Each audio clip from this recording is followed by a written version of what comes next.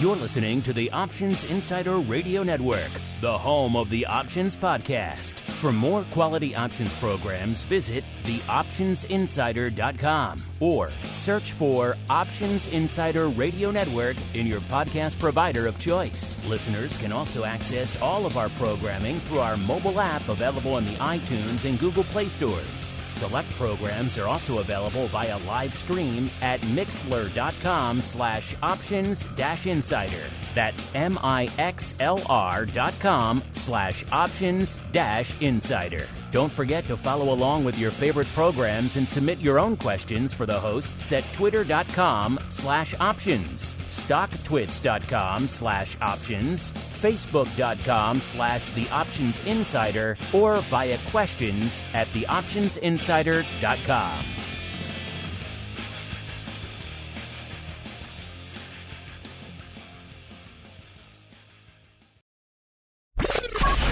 And now, it's time for the show that breaks down the options market from unusual activity alerts to market analysis, strategy overviews, listener questions, and much more. If it involves puts and calls, then our all-star panel will break it down. It's time to hit the Option Block with your host, Mark Longo from the Options Insider Media Group, and co-hosts Uncle Mike Tosaw from St. Charles Wealth Management, Mark the Greasy Meatball Sebastian from OptionPit.com, Andrew the Rock Lobster Joe Benazzi from OptionPit.com, and Henry the Flowmaster Schwartz from Cboe. The Option Block is brought to you by Cboe. Cboe's suite of S&P 500 index options, SPX and mini S&P 500 XSP options, allows traders to speculate on the direction of the market, generate income, and hedge for downside protection of their portfolio of stocks. No matter what kind of trader you are, there's plenty of useful information to take the guesswork out of creating your portfolio strategy and to help you make more educated moves in the market. Visit www.cboe.com/SPX today to learn more. The views expressed herein are those of the speakers and do not necessarily reflect the views of Cboe Global Markets Incorporated or any of its subsidiaries, collectively Cboe. The information provided is for general education and information purposes only. There are important risks associated with transacting in any of the Cboe products or any of the digital assets discussed here. Before engaging in any transactions in those products or digital assets, it is important for market participants to carefully review the disclosures and disclaimers contained at www.cboe.com/US_disclaimers. These products and digital assets are complex and are suitable only for sophisticated market participants. These products involve the risk of loss, which can be substantial and, depending on the type of product, can exceed the amount of money deposited in establishing the position. Market participants should put at risk only funds they can afford to lose without affecting their lifestyle. And now, get ready to hit the Option Block. All right, everybody. That music means we are back once again. Time to roll out another episode of the Option Block. Did you miss us on Monday? Yeah, no Option Block on Monday. Don't blame us. Market holiday, of course, but now we are back and raring to go. My name, of course, Mark Longo from theoptionsinsider.com. A couple things to hit you with right at the top of the show. First off, if you like what you hear, make sure you're listening to the full network, nearly a dozen shows coming at you. And, of course, if you want to go above and beyond, you want to check out what we have cooking over there on the Pro. Only one place to go. TheOptionsinsider.com/pro is the place to go to learn more. As we learn who's joining us on the old program today, it is the Thursday episode, so we're usually joined by the Flowmaster. I did see him live and in person yesterday. I do have proof of life. He does exist. Listeners, he was doing his Flowmaster thing. He was in his heaven. He was up there showing off charts of flow and data. So he had a good time. I got to heckle him a little bit. Back of the room, a good time was had by all listeners, but he is actually flying back from Chi-Town right now. So no Flowmaster today, but don't worry. We have an able guest slotting in to the Cboe hot seat. But before we get there, let's welcome on our old pal, the uncleest of Mikes, Mr. Uncle Mike Tosaw from St. Charles Wealth Management. Uncle Mike, how are things in St. Charles on this fine and balmy Thursday, sir? 85 and sunny, baby. Right in the Chicago suburbs. We got their weather shield up. And if you believe that, I got some oceanfront property in Arizona for you. Good day to activate the weather shield. Day like today, Arctic blast, whatever they want to call it. Good day to fire up the old weather shield. I'm just saying, let's putting it out there. As we are also joined, holding down the Cboe hot seat this week by a newcomer to the program and indeed to the network. He is Nishank Modi, the senior director over there at Cboe Labs. Nishank, welcome to the Option Block program, sir. Thank you, Mark. Thank you for the warm welcome. It really is great to be here, and an even bigger honor to replace Henry for today. Yeah, big shoes to fill with the Flow Master, but we'll get there in a second. Before we get there, Nishank, you are a first-timer, so as we do with all of our first-timers, why don't you go ahead and give our audience a bit of an overview of your background in the world of options, as well as that's a new destination we never encountered before, Cboe Labs. Tell us, what the heck is Cboe Labs? Great question. So, like you said, my background, I've been with Cboe for 3 years now. I work for a team called Cboe Labs. It's the innovation hub within Cboe. We're the team that comes up with new products, new services. So we're looking at market microstructure. We're looking at complex order books. We're looking at tokenization and Bitcoin. But we're also looking at regular volatility products, right? So we're launching dispersion and variance. We have in the works right now a bunch of these volatility-based products that we think will plug that hole in the listed marketplace that's generally filled only by the OTC world. That's what Cboe Labs does. Prior to Cboe, I spent about 10 years working at Goldman Sachs, managing option portfolios for their wealth management clients. A lot of fun, a lot of stuff where you're looking at, options-based strategies and how do they fit into the overall portfolio. Prior to that, I worked for a hedge fund, and before that, for an options market-making firm, Group 1, on the old Amex floor. That's my background. Interesting. Cboe Labs sounds like some fun stuff. We'll get to all of that as we kick off the trading block. It's time to break down the latest topics, trades, and trends in the world of options. It's time for the trading block. All right, everybody, welcome to the Trading Block, the portion of the show where we break down what the heck is lighting up our tapes out there. And it's another interesting one. It's another one of those days, listeners, where if you don't like what the market's giving you, just wait 5 minutes. The market's opened mixed to decidedly red out there. The S&P was off 0.1%, somewhere in that range. The NASDAQ was feeling its oats to the downside, selling off more. The Dow was managing to rally. So we had kind of a mixed day to start. As the day has progressed, it seems like that inexorable bull inertia is kicking in. We have the S&P ticking into the red now, threatening. Did we break 7,000 today? We kissed it. We are kissing it again, listeners, 6,098. So flirting with some record territory yet again, up about 0.2% now. So the bulls, at least for right now, after a rough start to the year, the bulls now kicking in. They will not be denied. The Dow up about 0.75%. The NASDAQ still off, but only off about 0.25%. And our old pal VIX Cash, when we kicked off the show, at about a 1465, puts us down about 1 1/3 points from where we were. Not on Monday, listeners, but again, going back all the way to last Thursday. Of course, we were off for the MLK holiday on Monday. Our old pal VVIX, the vol of vol itself, kind of treading water from last week at about a 99. So flirting with a 100 level out there, listeners. Up about 2 points from where it was this time a week ago. All right, a lot to unpack. We will start with you, Mr. Uncle Mike, sir. Obviously, looks like the Bulls kicking into high gear, so I guess you got together with your bull friends and you decided to start buying this market. What's catching your eye out there today, sir?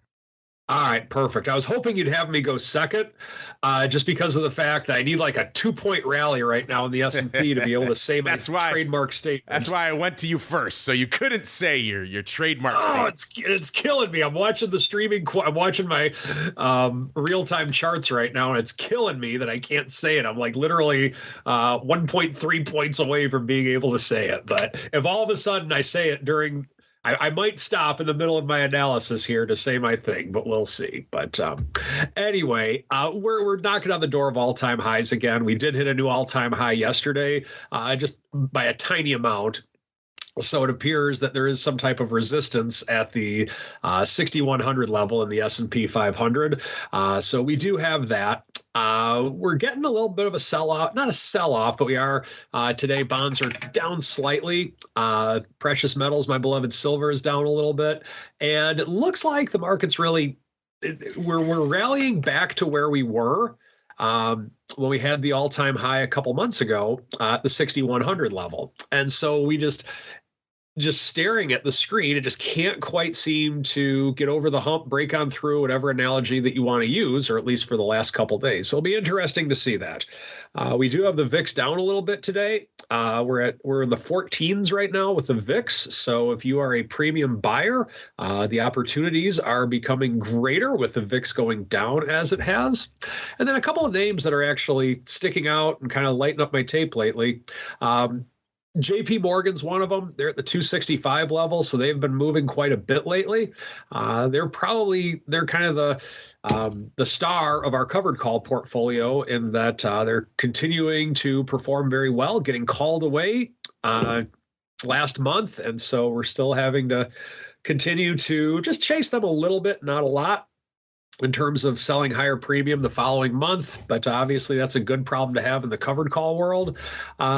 The one thing that I think you can say could be holding this market down from really breaking out, you could argue, is the fruit company, Apple. In that with the fruit company, it's difficult, at least in the 20 or so years with which I've been a market participant in the professional realms, that it's hard to have a breakthrough, super high, rip the doors off rally when Apple is down. And the fact that we actually have Apple is actually down. I mean, it's flat, down 15 cents on the day.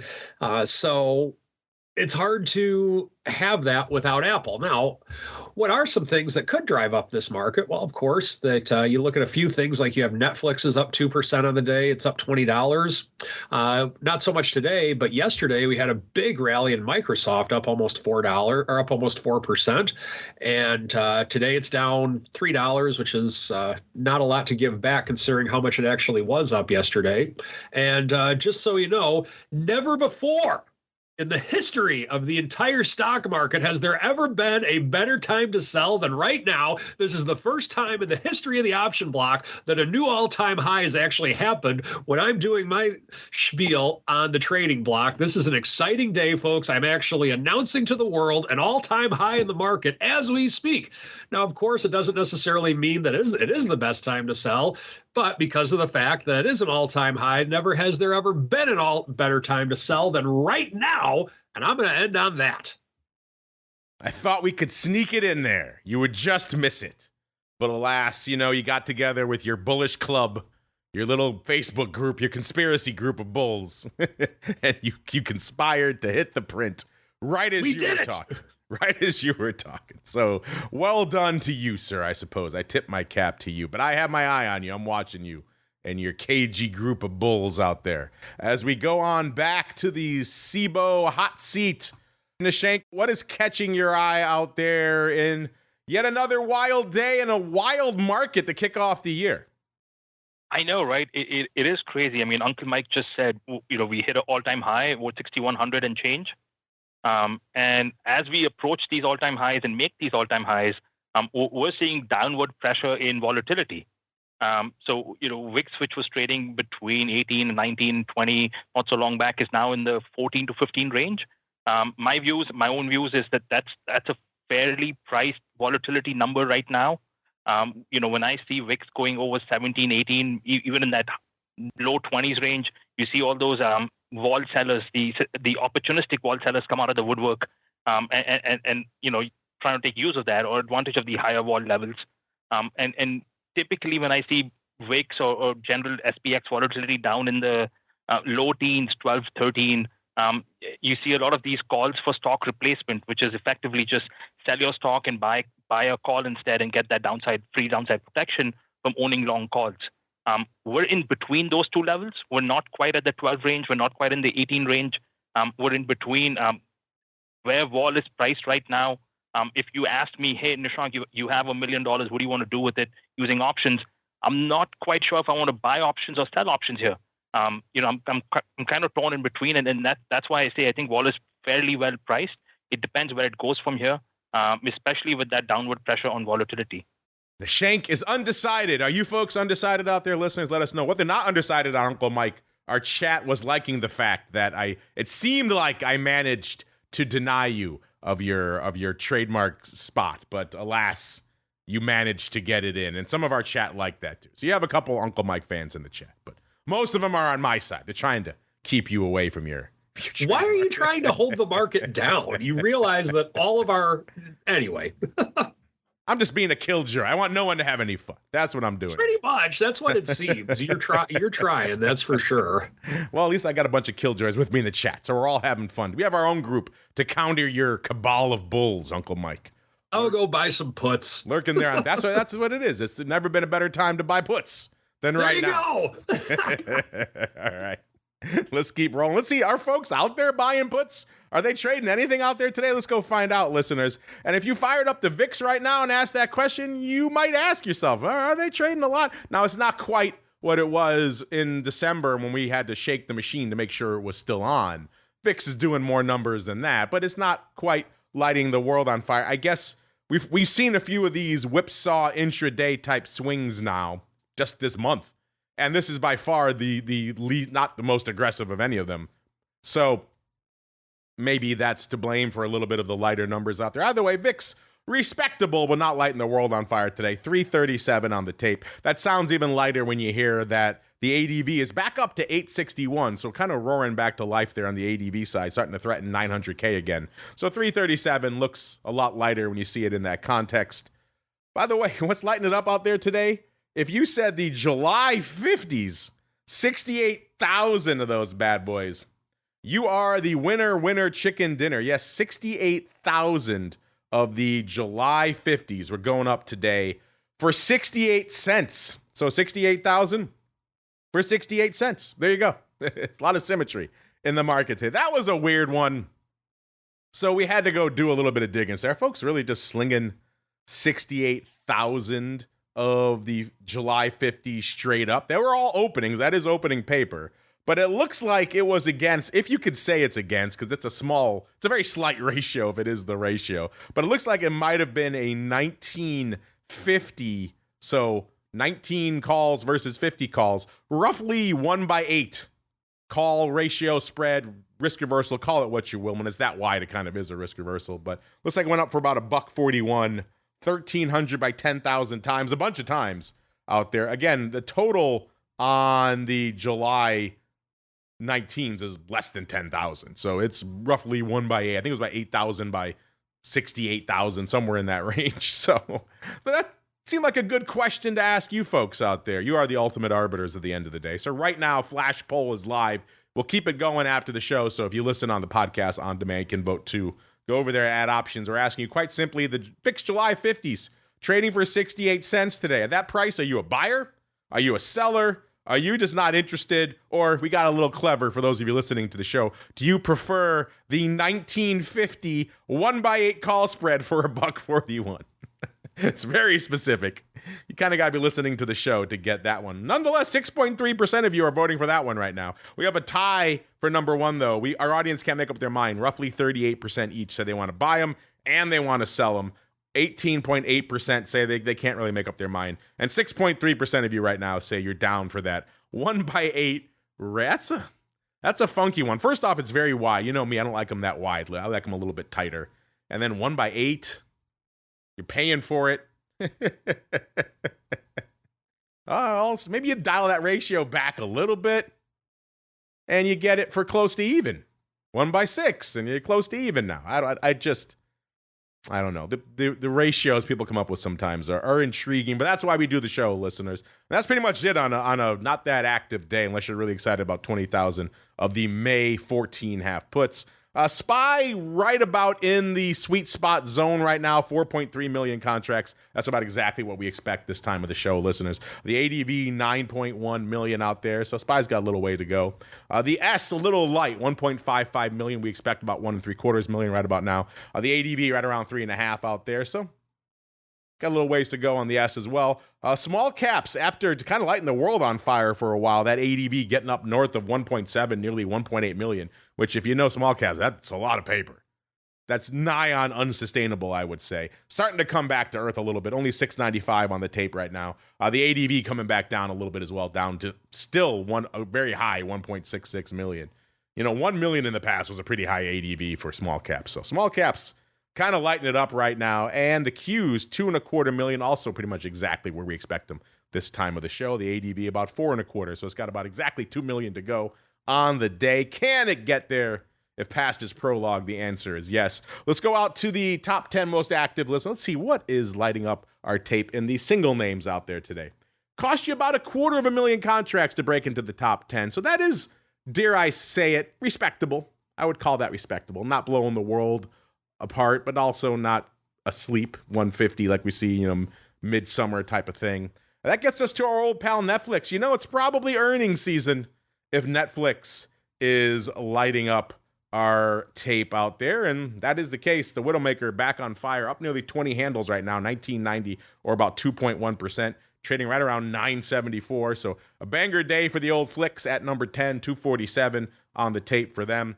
Number 9, our old pal, used to be Riot Blockchain, now Riot Platforms, aka just Riot, little quiet Riot. Not that quiet today. 1342, up about 26 cents or about 2% for the old quiet Riot, at about 256 on the tape for them listeners. Number 8, our old pal AMD, giving up $0.25, $123.5. Of course, they got down to 120.63, so 123.5 represents a substantial rally from that nadir earlier in the day, off about 20 cents right now. Good for 271. And the number 8 spot, number 7. Talk about screwing the pooch, American Airlines. A lot of other airlines coming out with pretty strong, pretty robust numbers. American says, not us. Yanking the rug out from under themselves. 17.25, off about $1.50. They sold off to about 16.75. So I guess if you want a little glass half full, they're up about $0.50 from that low of the day, but interesting. Their 52-week range, 1910 on the upside, 907 on the downside. So obviously much closer to the former than the latter there. Maybe if you're a bear, maybe you got the feeling they got some room to run to the downside. It wasn't that long ago. I believe it was American Airlines. We were talking about, weren't they 5 puts? Something along those lines. People were really looking pretty dire out there. So intriguing times for American Airlines. Number 7, 282. Number 6, keeping it in the crypto realm, it is Mara. 2004. So again, this name, I talked about it last year. I talked about it the year before on the Crypto Rundown, having this seemingly 15 to 30 range. Living in that zone again today. 2006, up about 37 cents, nearly 2%. Good for number 6, 284. You also know, if you know and listen to the Crypto Rundown, 284 is not that much paper for this name. It can do a lot more. Keeping it in the M names, it's the monster, number 5, MicroStrategy, 331, 379.10. Up about $2 or about 0.5% today.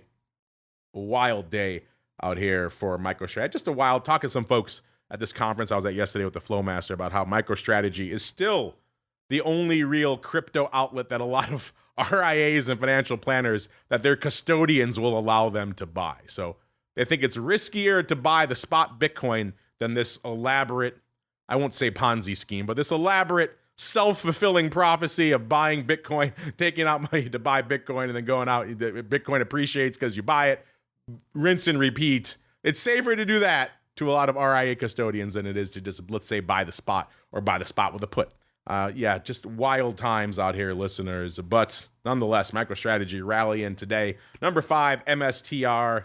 Number 4, it's Palantir, recovering a good chunk of what it lost. It got into the 60s not too long ago when all this post-election rally seemed to fizzle at the start of the year. 77.89 right now, up another $1. So nice little run for them out there. Good for number 4, 369.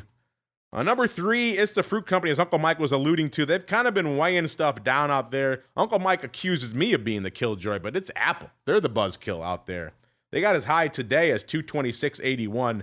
Then they said, whoop, rug ripped out from under them as well, right back down to pretty much right now. We're at pretty much the lows of the day, pretty close to it, 223.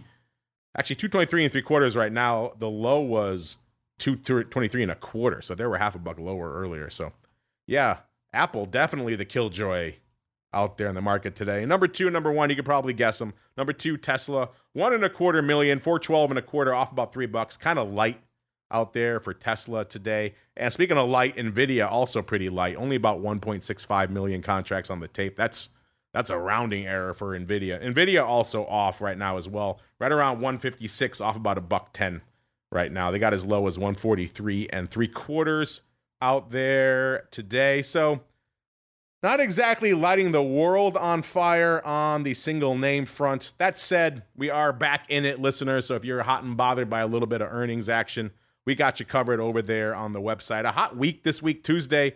We continued the financials. We had Chucky Schwab popping off, as well as our pals over there at IB and Wintrust and Capital One. So financials for days out there. Also 3M, also the Widowmaker, as we were just talking about out there in Netflix, also United Airlines. That was Tuesday. Well, Wednesday we had P&G and Abbott Labs and our old pals, their Ally, and J&J and Alcoa, as well as Discover. And then today we have GE and American, the aforementioned American, and Alaska. A lot of airlines knocking the cover off the ball, with the exception of American, which I guess puts that result in even more stark contrast. Texas Instruments and Union Pacific. Tomorrow we got Verizon and Amex. If you want some names popping off, we got them for you, courtesy of our friends over there in Orat's Land. Hot off the presses, the latest updated earnings move results reports. GE popping off today before the bell. 188.33 is where they were going into their announcement. They were pricing in 5.6%. They delivered 7.1%. So a decent little outperformance. That has been the name of the game for a while. They're hanging out right now, up about 6.75%. So still mildly outperforming their straddle, I would say, out there. We already talked about this one, American. You know the deal out there. They're at 18.66. They're pricing in 7%. So they had delivered, when we ran this report earlier this morning, 8.6%. That has now mitigated to 7.6%. So slightly outperforming, if not in line. Of course, if you held them to the absolute nadir of their downside this morning, you probably would have had a little bit better results out there.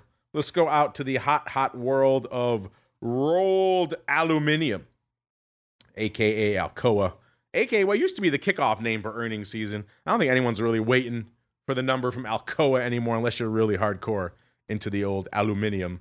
They were 22nd after the bell. 38.75 is where they were going into their announcement. They were pricing in 6.5%. They delivered 4.6%. So kind of a bit of a snooze fest on the old rolled aluminum. But we got some hot names popping off. Again, we are back in it, listeners. We've got our old pals, our new frequent offenders, SOFI, popping off on the 27th before the bell. They're at 17.60 when we ran this report. They're pricing in 2.25. In the past, they moved to $1.84, so they got the memo. More juice is your friend right now. Who didn't get the memo, same day, is AT&T, 22.33 when we ran this report. They were pricing in only 92 cents, so in the past, they've moved about $1.25. So a little light out there. You know who's probably not going to be light is our old pals across the street. It's Boeing. They're popping off on the 28th next week, listeners. They're at about 175 when we ran this report. They were pricing in 8.25. In the past, they moved $6.50. So they got the memo. Boeing of late. I won't say dumpster fire, but not exactly lighting the world on fire. So a little more juice is probably the order of the day out there in Boeing. Beamer, 29th after the bell, 223.25 when we ran this report. They were pricing in $12.12. In the past, they moved $11.63. So slightly more juice. Let's get out to the big M. Let's get out to the big names, period, that you folks like to fixate on. Meta, 29th after the bell, 623.5 when we ran this report. They were pricing in, now this is interesting, $42.96. In the past, according to our rolling 12 cycle data, listeners, in the past, they've moved $82.56. Now that seems like a lot. Obviously, there probably was an outlier number or two in this data set that is making that number seem a little bit wilder by comparison out there. But nonetheless, Meta looking like it's dramatically underperforming VALE. I'm going to have to go check that data to make sure exactly what is causing that seemingly outsized result. Also, our old pal Softy, same day after the bell, 446.25 when we ran this report. They were pricing in $16.70. In the past, they moved $18. So Less vol in Microsoft. Interesting. I would not have guessed that, especially given the way things have turned out the last few cycles.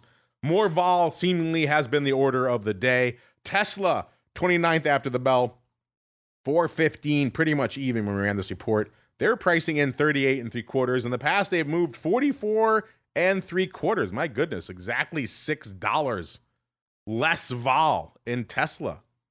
Man, Tesla's been moving like a beast of late, so that is a little bit surprising. Let's go out and check the season, listener. Let's see how the season is hanging out. Let's see if that backs up my claims out there. You know, we were at 117 coming into this season, listener. So obviously that's the highest we've ever been, 117%. Is that sustainable? I guess we'll find out. The short answer, probably no. That's a lot of juice to maintain. Maybe that's why we're seeing some of these names start to dial it back. But we've been saying that for a while. We were saying that in Q2 last year, Q3, Q4. It can't possibly persist, and it did. So I shall wait to be proven wrong. In the meantime, you can have all that data in your hot little hands for yourselves. Head on over to theoptionsinsider.com. Click on the Options News and Articles tab to begin your journey to the dark side as we continue our journey right on into the Odd Block. It's time to break down the most interesting, unusual, and downright questionable options activity that's been identified by theoptionsinsider.com. It's time for the Odd Block.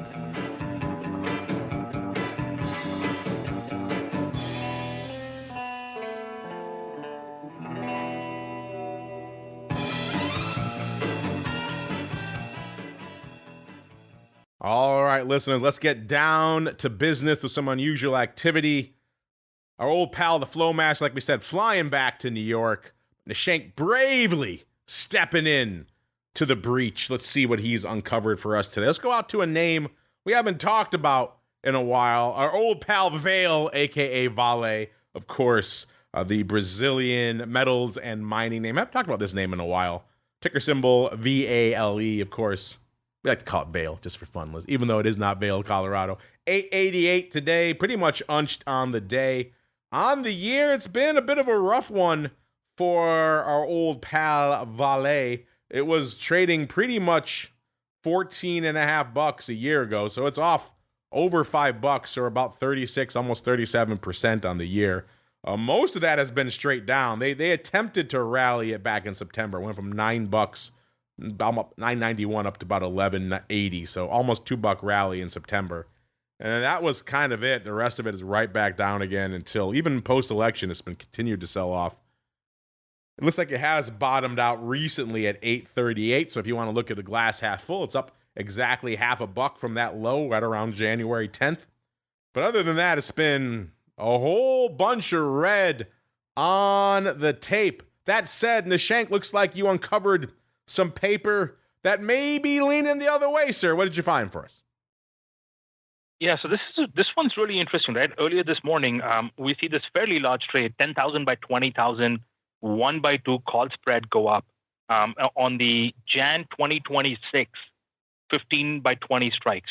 And where I see this going up is likely, the customer or the client is buying the 15 calls, 1x, which is 10,000.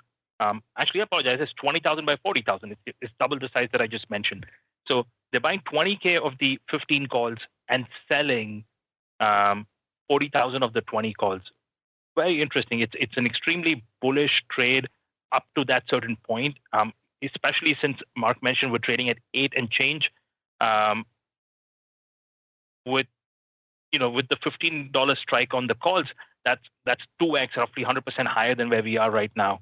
It's extremely high. It's a Brazilian mining firm. It could possibly be a play on either metals and minings, or maybe someone suspects there's some corporate action or takeover in action. But it is an extremely bullish call to start playing with those 15 calls. And then they're trying to cover up or make up some of those costs by selling the 20s 2x against that. I'm looking at it right now. They only sold the 20s for 3 cents. Yes, it's astounding, right? Like they bought the 15s for 11 cents and they sold the 20s for 3 cents. Like I mentioned earlier in the day, I used to be a market maker, and I think literally the first thing they taught me on day one of market making is don't sell options for pennies. Yeah, that kind of flies in the face, especially not 40,000 of them for a couple of cents.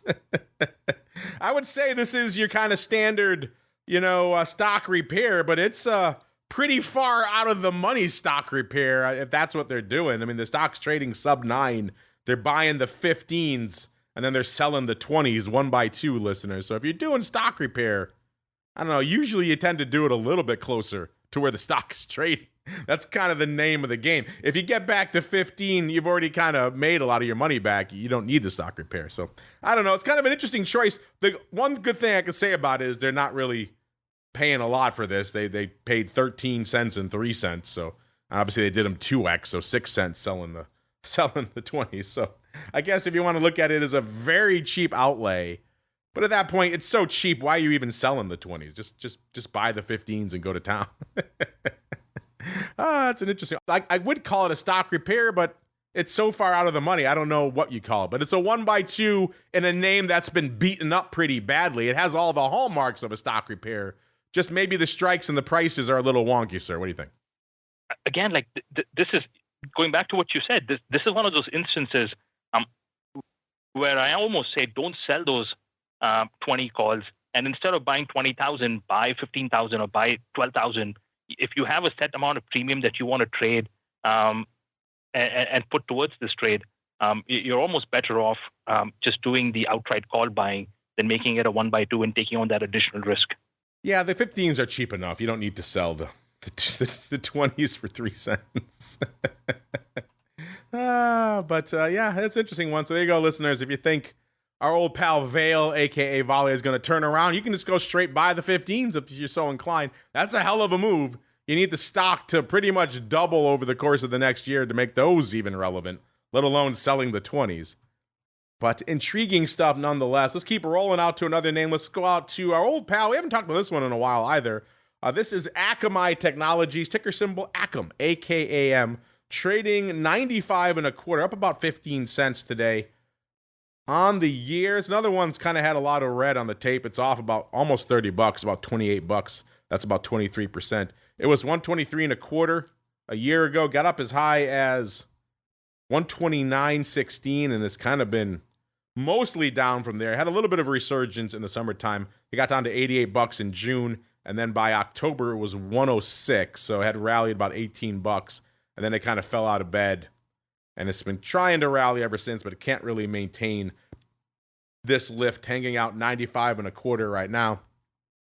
That said, Nishank, it seems like maybe somebody is feeling a little bit of that love again. They came in this morning and looks like they scooped about 10,000 exactly of the August 95s. They said, Aug 95s, how are they? They got 1120 at $12, so a little wide, but not terrible.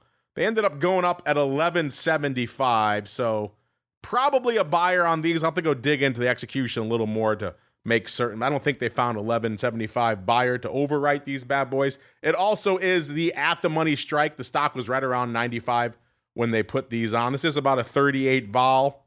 So it could mean a couple of things. It could be, if it was stock replacement, we usually see that when the stock has rallied quite a bit and you want to take your profits but keep some skin in the game. The stock has been beaten up, so not exactly an ideal time for a stock replacement. This would be more of a candidate maybe for a stock repair like we were talking about earlier, but we're not seeing that other leg. Nishank, are you in agreement with me that you think someone's feeling a little bit of upside optimism in Akamai, and they're willing to pay for it, nearly $12 for these calls, sir? It certainly seems that way, right? Akamai is no stranger to volatility, right? It's had its share of high vol days, and like you mentioned, the stocks had some down days. It's down from its all-time highs by roughly 25% or so. The at-the-money strike here is much more of a standard trade, much more of a traditional trade than what we saw in VALE a few minutes back, right? Someone's coming in buying the Augie 95 at the money, 100% at the money calls, and it does seem like a buy. By the way, I agree with your call there. To me, it seems likely that this is someone trying to get some upside or trying to get some deltas, trying to buy buy some ownership into the stock at these levels.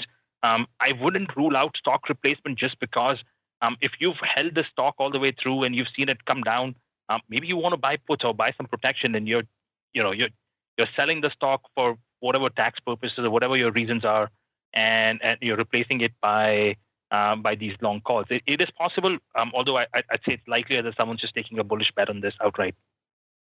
All right, listeners, and we'll round it out here in the odd block with a newcomer to the program and indeed to the network. This is Mirion Technologies, ticker symbol MIR, M-I-R, trading about $18.20, up about 36 cents today, or about 2% on the day. So a nice little pop for them.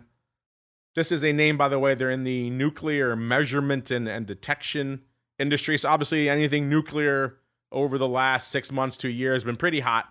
And this name reflects that. A year ago, they were trading $9.50. So they haven't quite doubled, but they're pretty darn close to it, up 90% this year. A lot of that kicking in pretty much post-October. They were about almost $10, 9 3/4 when they kicked off the year. They were hanging out right around a little bit shy of $11 in early October. So they had a nice little run, obviously, but not quite what they've seen since. They've kicked it into high gear since. They ended October, let's see, they were up to about 14, almost $15. And then, of course, post-election, they had that next leg up that a lot of stocks had, and they topped out at, looks like, $18.81 on December 16th. Then they had a bit of a pullback. They sold off, when a lot of the rest of the market did, back to $15.87 on January 13th before beginning their next leg up. So over the course of the last 10 days, they've rallied about almost $2.50 out there. So not a bad little run here for Mirion Technologies. Let's see what our Eye of Sauron found out there today. Looks like somebody is feeling their oats out there in Mirion as well, which again, given the past performance of this sector, the nuclear sector, kind of hard to fault them, even if these are a little bit potentially rich. Somebody coming in this morning saying, Feb 20s, how are they? They got a market of 45 cents at 65. They said, I'll pay 65 cents 3,836 times. If you're wondering, that is a 66 vol. The stock was right around here when they did these, right around $18. They've had a little bit of a run in the stock, but nothing material. Certainly not enough to make these 20s more exciting. Now, they're buying a little bit more time. They're buying a month. But worth noting, though, and this does potentially make a little more sense, they do have earnings on the 11th. So now you're getting that little bit of earnings pixie dust sprinkled on top of this one as well, listener. So does that make you more inclined to want to pay 65 cents, or are you still out on these, listeners? Let us know. Hit us up. If you're listening live, of course, in the chat after the fact, hit us up as well. But Nishank, I'm curious, are you a fan of these Feb 20s for 65 cents? Does the fact that they have earnings sprinkled in there make them a little bit more attractive, or do you think this is potentially a bridge too far, sir? No, certainly. I mean, I haven't, if I am bullish on this name, right, this is one of the nicer ways to play this stock. It captures earnings. It's only slightly above the at the money, about 10% above the at the money level for a 65, 70 vol name. A 10% out of the money isn't that far out, especially once you consider the fact that earnings are in picture. If I looked at the markets right now, they're trading 75 at 80 cents. So these calls are holding value. They're holding their implied vols have gone from 66 to 68 or 69 right now. So vols are going up, spots going up, premiums going up. I'd say this seems like a fairly good play, assuming you are bullish on the name. All right, listeners. I think the real reason the Flow Master is ducking us today is he didn't want to do his homework, of course. He didn't want to do his year in review. So don't worry. We will hold his feet to the fire on the show next week, make him do his 2024 unusual activity year in review. But we got a little bit of time left in the show. It is Thursday, after all. Let's get to a little bit of the mail block. It's time to take your seat on the All-Star panel as we read your emails, tweets, Facebook messages, website comments, and much more. It's time for the Mail Block. All right, everybody, welcome to the Mail Block. By the way, you know it's that time of year in Chicago, listeners. And you know we got some Chicagoans in our live chat when they're saying, oh, it's balmy. It's a balmy 19. It's that time of year. You've been beaten down so much in temperature. They're like, oh, 19 sounds pretty good. It's that 1 week in January, listeners, where we get the stereotypical winter that everyone thinks we get in Chicago, but we don't really get, except for really 1 week in January. And this is it. So enjoy it. Also, it looks like a lot of you are enjoying our flash poll right now, these July 50s in VIX, causing a lot of you to scratch your chins and say, 68 cents, are you a buyer, are you a seller? Looks like right now, as we've been going on with the show, more buyers have come in. 42.1% of you say you want to buy those right now. So just straight buy them, July 50s. 36.8% say you want to sell them. 15.8% saying you can't be bothered really to do either. It doesn't float your boat, that strike or that price. And then 5.3% of you, the clever kiddies out there, you like that 19.5 1/8 ratio call spread for $1.41. I can't say it without cracking a smile, listeners. It just brings a smile to my face. So get over there. We'll let that run for the rest of the day so you folks listening on the podcast can play along as well. Speaking of you folks listening and playing along, got some fun folks chiming in. One of our longtime listeners, BZ Tokyo, chiming in over there on YouTube. Again, a lot of you like to consume the show on YouTube. Hey, whatever platform floats your boat. We're looking at adding a few new wrinkles to our YouTube game. So if you're following us over there on YouTube, stay tuned for that. If you're not following us, good time to start doing so over there on the old tubes. But I digress. BZ Tokyo writes in, I believe, Uncle Mike, this is in regard to the episode we did a few weeks ago. It was one of our trivia episodes around Dune. We got into the wherewithals of the modern Dune versus the 80s Dune and all kinds of fun there. And he says, I have no idea how anyone could not appreciate David Lynch's Dune. I think we said on the show we were not exactly huge. It is a weird film. Go back and watch it, listeners. It's a weird one. And he says, if that was never made, then probably Twin Peaks would have never been made. And a world without Twin Peaks is pretty dismal. The David Lynch-Kyle MacLachlan relationship would never have been born. That is true. That was born out of that terrible Dune movie. I'll say it. It was terrible. And then it went on to a not my cup of tea, Twin Peaks, but hey, you like it, BZ Tokyo. I'm not going to yuck your yum, to each their own. I will say, interesting timing. You sent this in. I do believe David Lynch has passed since you sent this email a few weeks ago. So yeah, that past tense now for that. So interesting timing looking back now. A lot of people doing the career retrospective of David Lynch. He has some interesting stuff in there. Mulholland Drive springs to mind. Again, I'm hard pressed if I think about it now to think of a David Lynch project that really resonated with. Maybe he just wasn't my type of director. But hey, if you like him, you like Twin Peaks, you like, let's say, his, I won't say weirdness, but his little bit of oddness he throws into his works, then hey, you enjoy that out there, Uncle Mike. Uncle Mike, do you have any, or I should say BZ Tokyo, Uncle Mike, do you have any words in defense of the 1980s Dune, or are you maybe a big aficionado of one David Lynch who recently passed away, sir? As much as I like being aficionados on things like this, I really have nothing to comment on. I couldn't name anything about, I just don't know. I'm out of the loop. I'm sorry. I have nothing. Nishank, I bet you didn't think you'd be coming on here talking about 1980s Dune films or David Lynch, but are you a fan of either of those, sir? I will say this is oddly specific, but I did watch that movie 2 weeks ago, the 1980 Dune. Oh my gosh! What possessed you to want to watch that film, sir?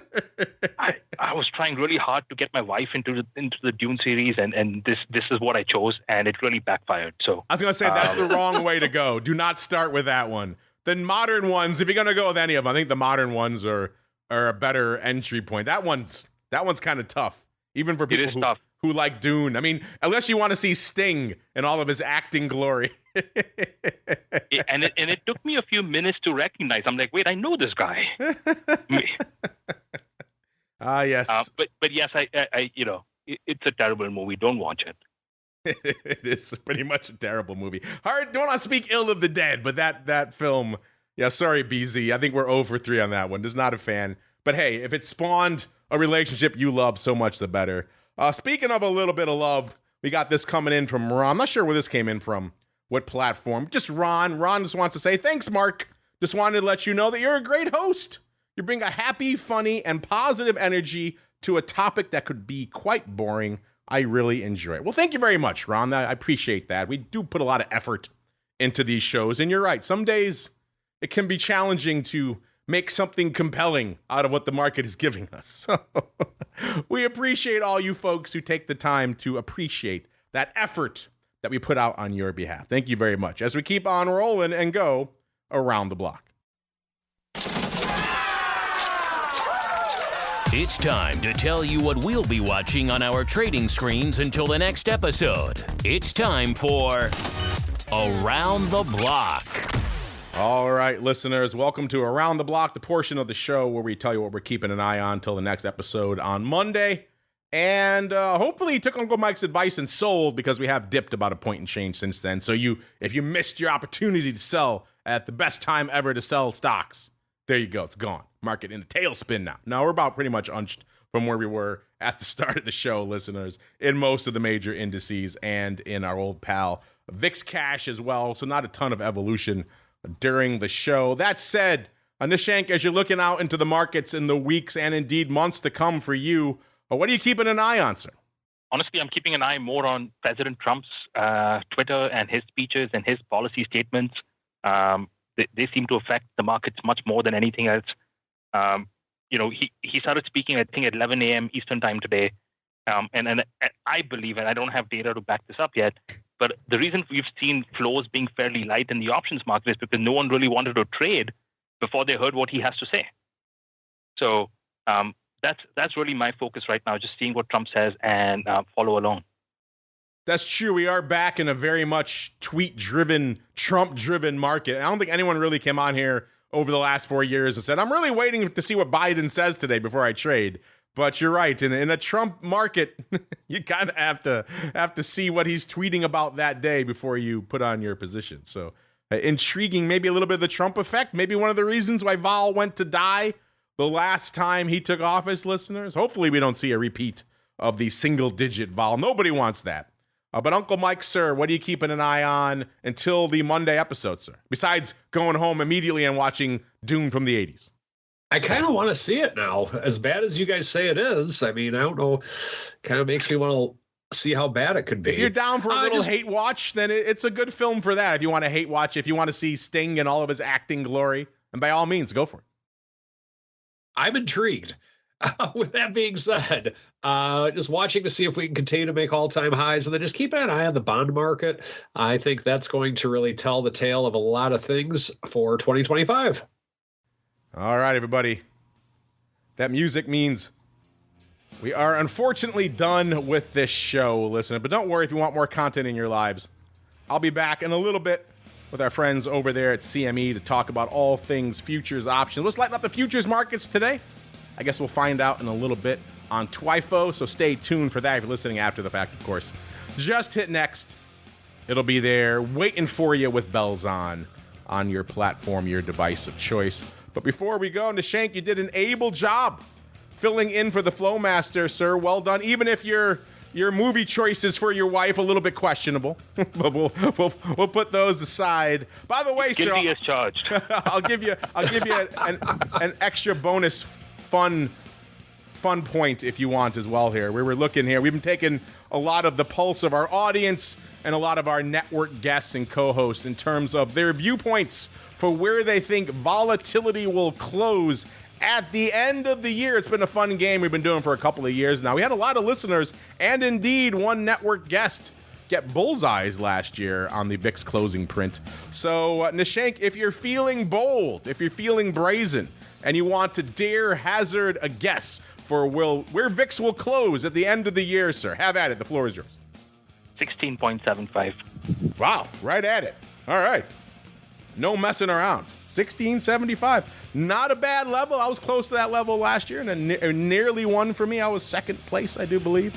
So intriguing. Our audience is feeling very spicy. Over a third of you saying north of 20 to end the year. So we'll see. We'll see how all that comes to pass. And in the meantime, Nishank, you mentioned at the top of the show something intriguing. You mentioned Cboe Labs. If folks want to check out what you and the team have cooking over there, where should they go? What should they do? Great question. We have a website, cboe.com/labs. You can find more information there. You can find information on Bitcoin options, on variance futures, on dispersion index. You can reach out to us. Feel free to reach out to me. But we're happy to talk to you and talk about new products. So all the folks in our listening audience who like all the cool stuff Cboe has been throwing up against the wall lately, like you mentioned, variance or the Bitcoin options, that's all you and your team, Nikesh. You are to blame, sir. We are to blame. All right, check them out. You want to leave us with any cool hints, any cool teases of what you're working on, sir, behind the velvet rope of Cboe Labs, sir? We have a robust pipeline of things coming up this year. Watch out for that dispersion index becoming a tradable future. That is on the pipeline for this year. There's a few more things that I'm not necessarily able to talk about right now, but keep an eye out. Ah, yes, the dispersion index. We've heard a lot about that. Hopefully we'll see that in our hot little trading accounts sooner rather than later. In the meantime, check them out over there at Cboe Labs. Some cool stuff cooking over there in the Cboe Labs. And Uncle Mike, I'm not sure if you have a lab, but maybe if you do, what would be cooking up in there, sir? I got a lab of all sorts of things. Probably not to the level that the Cboe has by any means, but always looking at different things, always trying to get better. And if you are looking for a financial advisor who is not afraid of the option product, who embraces it, check out my website, stcharleswealth.com. Would love to have a conversation with any of our listeners because our listeners are the best. They are the best indeed. If you take umbrage, if you love that 80s Dune movie, hey, the more the merrier, to each their own out there. Maybe just don't show it to your significant other if you're trying to get them into the franchise, so to speak. It might have the opposite effect. That's going to do it for us on the old OB today. Like I said, back again in a little bit for This Week in Futures Options. And back again tomorrow, we dive deep into the world of vol. I do believe our buddy, Mr. Dr. Vix, is back from more globe trotting, so it should be a fun one on the old vol views tomorrow. Then back one final time for our pro folks exclusively with a little bit of options, oddities, action, what will make it on our docket, what will be the quantum straddle of this week. I guess we'll have to find out over there on Options Oddities. The place to go, of course, theoptionsinsider.com/pro. Then we're back again on Monday. Trivia questions in hand. Will it be Doom related? I guess we'll have to find out. So join us on Monday, another episode of The Option Block. Stay safe out there, everybody. The Option Block is brought to you by Cboe. Cboe's suite of S&P 500 index options, SPX and mini S&P 500 XSP options, allows traders to speculate on the direction of the market, generate income, and hedge for downside protection of their portfolio of stocks. No matter what kind of trader you are, there's plenty of useful information to take the guesswork out of creating your portfolio strategy and to help you make more educated moves in the market. Visit www.cboe.com/SPX today to learn more. The views expressed herein are those of the speakers and do not necessarily reflect the views of Cboe Global Markets Incorporated or any of its subsidiaries, collectively Cboe. The information provided is for general education and information purposes only. There are important risks associated with transacting in any of the Cboe products or any of the digital assets discussed here. Before engaging in any transactions in those products or digital assets, it is important for market participants to carefully review the disclosures and disclaimers contained at www.cboe.com/US_disclaimers. These products and digital assets are complex and are suitable only for sophisticated market participants. These products involve the risk of loss, which can be substantial and, depending on the type of product, can exceed the amount of money deposited in establishing the position. Market participants should put at risk only funds they can afford to lose without affecting their lifestyle.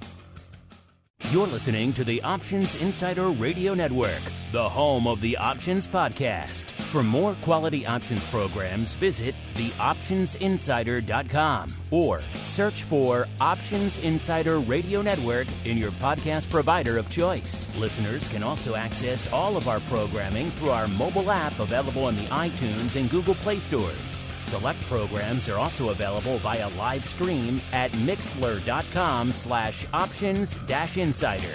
That's MIXLR.com/options-insider. Don't forget to follow along with your favorite programs and submit your own questions for the hosts at twitter.com/options, stocktwits.com/options, facebook.com/The Options Insider, or via questions at theoptionsinsider.com.